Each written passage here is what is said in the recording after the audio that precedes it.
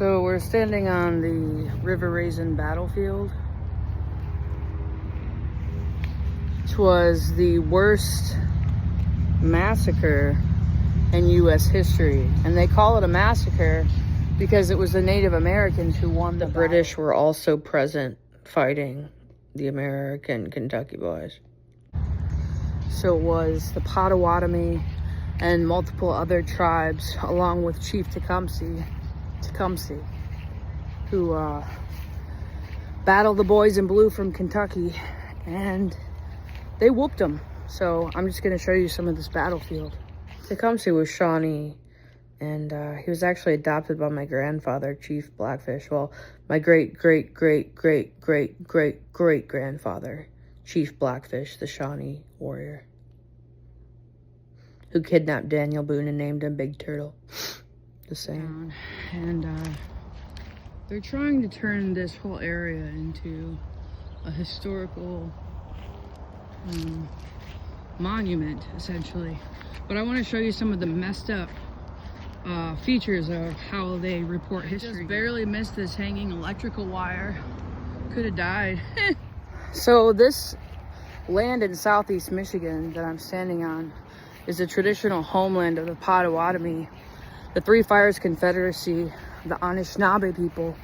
The Ojibwe would come down here, and the Ottawa would come down here. And this place was a French and Indian trade route right on the River Raisin, and very interesting history. It's also the homeland of the Fox and the Miami and the Erie people, who were wiped out of the white man's world. But they're gonna live forever, so it's okay. When I was a child, nobody came here, and now, as you can see, it's a bit of a tourist hub. People come from all over to see this battlefield. So I have some history here too with my own family, the Lefebvres and the Navars, who were Ottawa and French and Saginaw and Blackwater Chippewa branch of Native people, and their families lived here and traded with the Anishinaabe before all of the wars. These monuments here like to highlight the victories, the small victories of the American soldiers, but they actually lost the Battle of River Raisin. And so I think it's interesting that they have monuments here saying that they won or something. Typical, not surprised.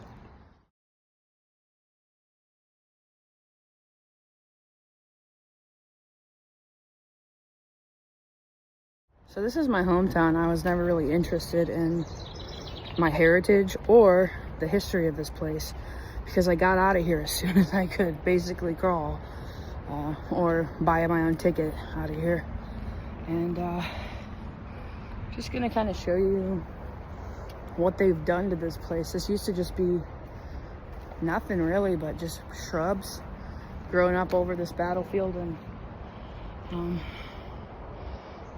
trees, but a lot of history here, and it's actually like really interesting to me. Hopefully it is to you too, because history is critically important for understanding not only history but understanding the present and the future. Most of these native plants are invasive species brought over from the Europeans. Surprise, surprise. But when you grew up with the kind of pollution and disrespect for this land that I did, seeing anything but just a mowed lawn is actually really, I'm grateful. But like, what is this? These are amazing. Is this like locust pods? If these are locust pods, that's awesome, because it's really rare to find those, even though they're highly native to this area. I'm gonna Google it and let you know. So Google's saying, well, they're not edible, and actually the trunk And the bark is highly toxic.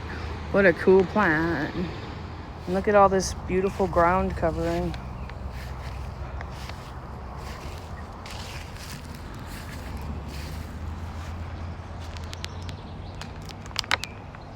Why don't you go outside and make a nature video? All right, we're gonna travail the battlefield and avoid the people that are here to honor the Kentuckians who got slain. Not that people dying is sad, but I meant not sad.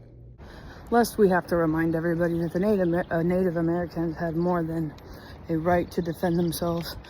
And you know, I think it's weird that every time the Native Americans won a battle, they called it a massacre. But when white people colonized and successfully killed giant armies of Native Americans, it was called a victory.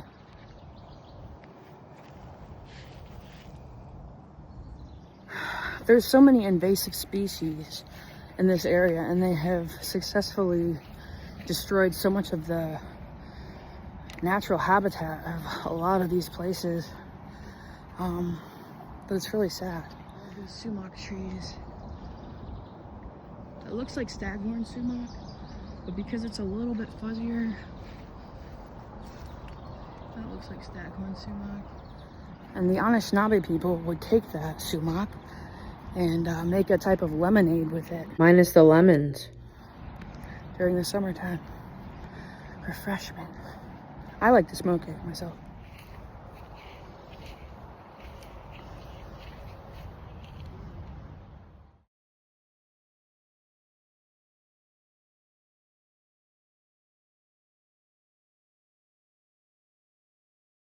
So this will be my battlefield wampum stick. Wampum.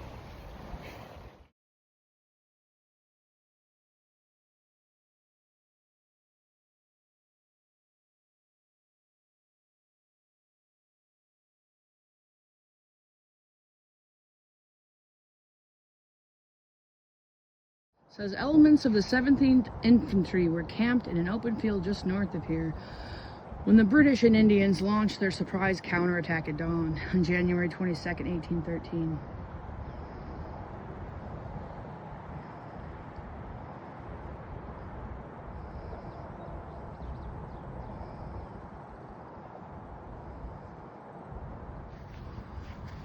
You ever see this stuff growing? Kind of looks like a squash blossom. That's burdock root. If you dig about half a foot to a foot in the ground, you'll have a highly nutritious root vegetable. And it grows everywhere, at least in this area, all over the place. Burdock. Burdock. Robin booze. And actually, since I've been back here, I've been making it a point to note all of the birch trees in this area, because I've noticed there are rarely any birch trees. But I have noticed there are some birch trees here in this area. And they're very old and they're very brown. And it's pretty cool. If they cut down my birch trees, I might have to curse them with my stick. Your birch trees? You think you own whatever. So as you can see here, these aren't birch trees, I'll be darned. You get the line, I'll get the pole, honey. You get the line, I'll get the pole, babe. You get the line, I'll get the pole. We'll go fishing in the crowded hole, honey.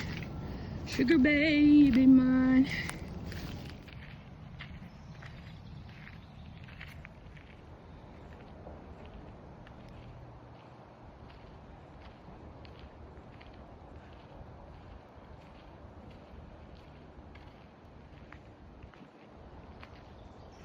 What a spiritually potent area this is and was.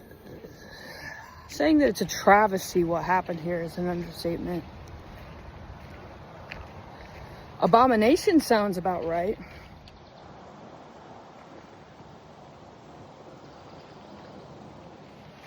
Learn the history of whose land you're on, guys.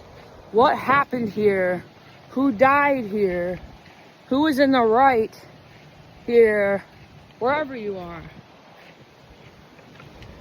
Hint, it's always the natives who are in the right, okay? To deny and disengage with the history of the ground you walk on is ignorance. And ignorance borders on stupidity, and in some instances, stupidity is in collusion with evil. Because stupidity sometimes can border on evil. It's just necessary to give due and pay up. They may not be your ancestors directly, and you may not want to care.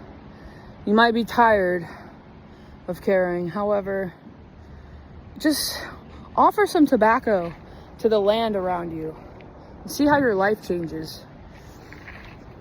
Just as being a respectful relative of land and water and animals and sky and the list.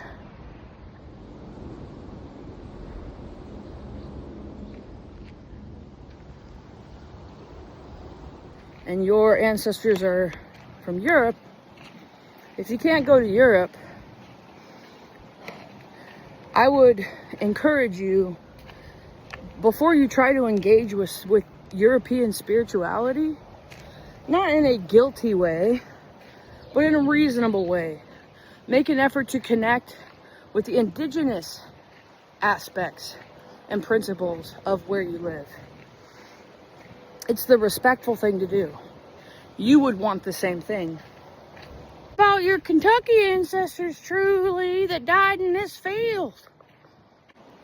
And to that I say, I'll look around and find out. That's my answer. Everybody has rights. And you have the right to remain silent.